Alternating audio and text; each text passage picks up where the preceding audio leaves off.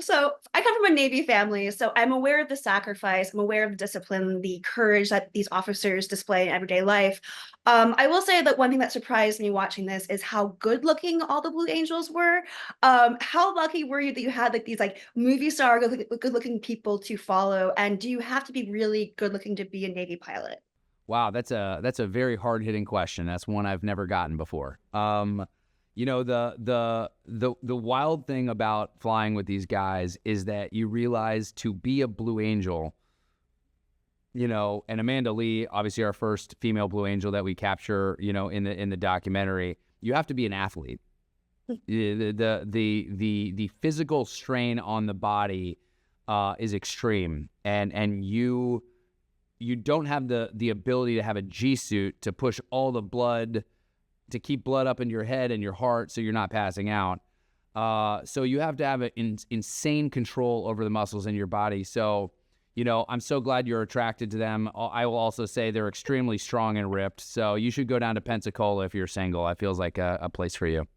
Thanks for the tip. But you mentioned you've flown with the Blue Angels. I understand that you got to partake with them in one of their air shows. What was that like, and how exactly did that inspire you to pull this film together? You know, that was, I think, really one of the when I was talking to Boss Woolridge and flirting around with trying to help this thing come to life. I got the opportunity ahead of time to fly with the Blue Angels, and I got to fly in the number 4 plane, which is like the center of the hive, the super dynamic one where you're pulling the crazy inverted moves and these dramatic passes. And I was trying to describe it to people afterwards because I got to do some incredible things on Top Gun Maverick, and it was really hard to describe the proximity of these planes and the speed. And then it sort of hit me that, okay, with where we are with IMAX technology, and finding the right filmmaker and Paul Crowder, like we are able to give audiences, like put audiences in a cockpit, not only on a technological level, but also an emotional level, and really that audiences have never had this level of access. So it really is, it's incredible. But that's where it started. Is when you can't describe something, you have this weird pull, this weird desire to try to bring audiences into that same sort of feeling. And that was sort of where all this started. Yeah.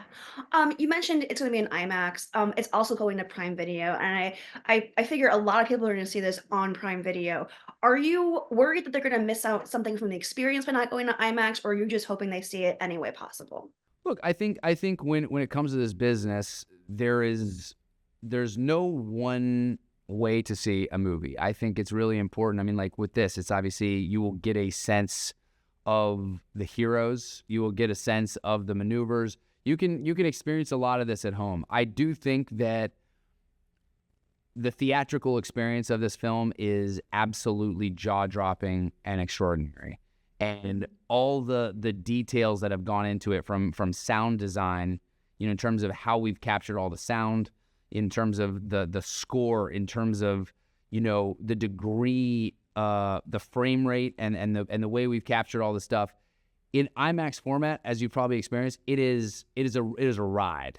So I obviously always prefer people to experience the ride, especially when you have a limited time for them to experience it. But watching it on Prime Video, I mean, you will get the same sort of thrill, and I hope audiences catch it on both.